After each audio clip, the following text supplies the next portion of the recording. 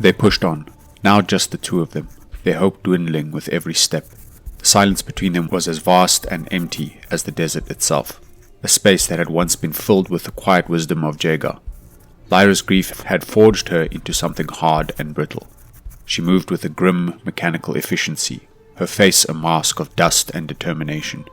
The vibrant, spirited girl Jekren had loved was gone, replaced by a survivor, a creature of the wastes, as tough and unforgiving as the landscape itself. The goal was a distant mountain range, a dark smudge on the horizon that shimmered in the heat haze. Jekren knew of hidden springs and caves within those mountains, a place where they could rest, recover, and perhaps, just perhaps, survive. But the desert guarded its secrets jealously. The creatures grew larger, more aggressive, the further they traveled from the relative safety of the Mesa. They spent their nights huddled in shallow caves, listening to the alien chittering of unseen things that hunted in the dark. Jekren's las rifle a constant, comforting weight in his hands. They were within a day's march of the mountains, the dark peaks finally beginning to resolve into individual crags and canyons when disaster struck. Jekren, scouting ahead through a narrow, winding canyon, felt a tremor in the ground beneath his feet. He froze, his hunter's instinct screaming that something was wrong. The air was still. The usual whisper of the corrosive wind had died away. It was a predatory silence. The dust at his feet erupted, a cinder lurk. A scaled beast that hunted beneath the surface burst from the ground in a shower of rock and sand. It was a nightmare of chitin and claws, its hide the color of burnt iron, its multiple beady eyes burning with a cold alien intelligence. He had no time to aim, only to react. He brought his las rifle up and fired a desperate point-blank blast that caught the creature in the torso, filling the canyon with the stench of vaporized Xenos flesh and superheated rock. The beast shrieked, a sound like tearing metal, and thrashed in its death throes. But in its final convulsive movement, one of its venomous claws lashed out, tearing a deep, bleeding gash across his leg, from knee to ankle. The pain was white-hot fire. He screamed, stumbling back, the world tilting on its axis. He could already feel the potent neurotoxin beginning its work, a cold numbness spreading from the wound, followed by a fire that seemed to burn in his very veins. He knew he had only minutes. He managed to stagger back to their small camp at the mouth of the canyon, his vision blurring, his leg a dead weight that refused to obey his commands. He collapsed at Lyra's feet, his body convulsing, the rust-red dust of the desert rising up to meet him. The last thing he saw before the darkness took him was Lyra's terrified face, her eyes wide not with despair, but with a terrible, unwavering resolve. When he awoke, he was alone. The fire in his leg was gone, replaced by a dull, throbbing ache. The world was a blur of pain and confusion. He pushed himself up on his elbows. The wound on his leg had been crudely but effectively cauterized, the flesh blackened and sealed with the superheated power pack from his own las rifle. It was dressed with a clean strip of cloth torn from her cloak. Beside him, in a neat pile, lay the last of their nutrient bars and their only full water skin. Lyra was gone. He called her name, his voice a dry, cracked whisper. The only answer was the mournful howl of the wind through the canyon. He looked down. Scrawled in the red dust beside him, drawn with a trembling finger, was a single word: forgive. And in that moment he knew what she had done. To save him from a death by venom, a death that was now minutes away for her, she had walked back to salvation's reach. She had given herself up to the Prophet to pay for his life. She had traded her future for his. For weeks, Jekren was lost in a haze of venom, grief, and rage so profound it burned away all other thought. He survived on pure animal instinct. The desert that had nearly killed him was now his sanctuary, its harsh realities a welcome distraction from the inferno in his soul. He hunted the desert's lesser creatures, his skills honed to a razor's edge. He learned the patterns of the corrosive winds and the whispers of the shifting sands. He became a creature of the wastes, a ghost of a man, his heart a cold, hard knot of hatred in his chest. The memory of Lyra's face, her eyes filled with that terrible resolve, was the fuel that kept him alive. When his strength had finally returned, and the last of the Xenos venom had been purged from his system, he had only one purpose. He made his way back across the desert, no longer a desperate fugitive, but a predator returning to his hunting grounds. He did not approach Salvation's Reach from the main gate, but from the treacherous, unscalable cliffs on the western mesa. He scaled the sheer rock face under the cover of a blinding dust storm, moving with the skill and silence of a native hunter. his hands and feet finding purchase in cracks and fissures that no city dweller would have ever seen. He slipped back into the city unnoticed, a phantom returning to a life he had left behind. He found the place changed. The Prophet's rule, once merely absolute, had become paranoid. The penitent guard were everywhere, their faces grim and watchful, their presence a constant suffocating reminder of the city's iron-fisted law. He lived in the shadows, in the forgotten maintenance tunnels and abandoned cisterns beneath the city, emerging only at night to listen, to watch, to learn.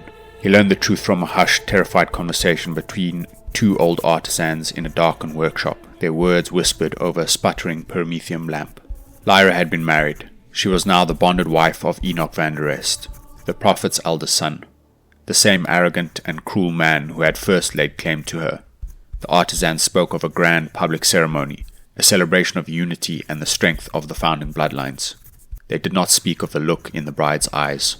From that moment, Jekron became a ghost in the city, his only purpose to catch a glimpse of the woman he had lost. He watched Van der Rest's opulent hab unit from a distant, crumbling spire, learning the routines of his household guards, waiting for his chance. He saw her only once. She was walking in a guarded garden on the hab unit's highest terrace, a small, sad splash of green in a city of red rock and grey metal. She was walking with Van der Rest, who strode beside her, his hand on her arm, his expression one of smug ownership. The vibrant, spirited girl Jekron had loved, the girl who had laughed in the face of a dying world, was gone. In her place was a pale, silent woman with dead eyes who walked with the slow, shuffling gait of a servitor, her spirit crushed under the weight of her gilded cage. The sight of her broke what was left of Jekron's heart and forged his hatred into a blade of pure, cold adamantium. He watched until they had gone back inside. Then he slipped away back into the shadows, his soul a cold, dark void. He made a vow that day, a solemn oath sworn on the memory of her father's lonely grave. He would not just have revenge on Enoch van der Rest, he would have it on Jorik Stain as well, the other suitor who had been a party to his beloved's damnation. He would hunt them. He would follow them across the stars if he had to. He would be their doom, and he would not rest until his vow was fulfilled, and their debt was paid in blood. Jekron Hall was now a man possessed. His life, which had once been a simple cycle of survival in the wastes, was now a complex and patient game of observation and waiting. He learned the guard rotations of the penitent guard, the delivery schedules of the nutrient vats, the blind spots in the watchtowers or specs grids. He was a phantom in the city's underpassages, his hatred a cold, sharp stone in his belly. He watched as the months turned into a year. He watched as Lyra, the woman he loved, faded like a ghost within the walls of her prison. Her health, broken by her grief and her flight in the desert, failed her completely. In the fanatical society of Salvation's Reach, there was no Mordecai law for a broken heart, no Kyrogan's tool for a shattered soul.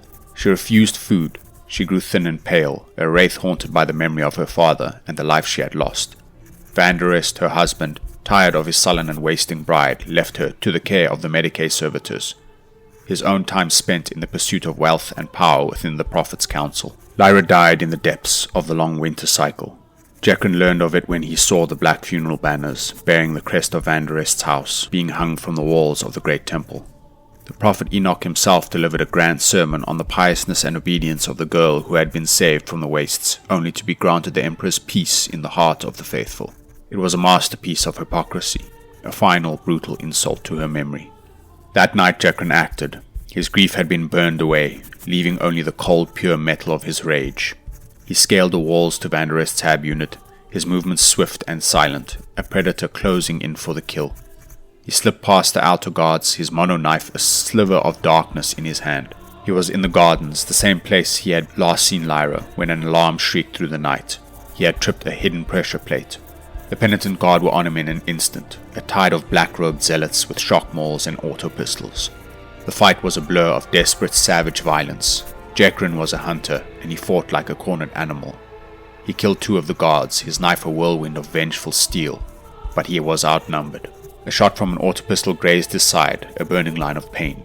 He knew he could not win, he could only escape. He threw himself over the edge of the terrace, falling 10 meters into the darkness of the lower city, his fall broken by the canvas roof of a market stall. He fled, the hue and cry of the guard behind him, a wounded wolf escaping the pack. He knew he could never return to Salvation's Reach. His identity was known. He was a hunted man. He fled back into the Great Red Desert, the place of his birth. Wounded with no supplies, he should have died, but his vow was a fire in his belly that would not let him perish. He survived, and began the long, impossible journey to the other side of the planet, to a place he had only heard of in whispers, a lawless landing field used by smugglers, rogue prospectors, and those seeking to escape the Prophet's iron rule. It took him a year of living like a beast, of drinking foul water from hidden springs, of eating things that would have killed lesser men. He arrived at the landing field a gaunt, scarred, and haunted figure, his eyes burning with a cold, unwavering light. He sold the only thing of value he had, a nugget of pure archaeocrystal he had found in the wastes, for passage on a tramp freighter bound for the Calixis sector. As the ship clawed its way into the void, Jacqueline Hall stood at a grimy viewport, looking down at the rust-red world that had been his home and his hell. It grew smaller and smaller, a bloody tear in the black velvet of space. He had lost everything on that world. His father, his love, his life. But he had found a new purpose. He was no longer a hunter of beasts, he was a hunter of men, and his hunt had just begun. This concludes part 6 of my meeting with Inquisitor Blackstone. More will follow shortly.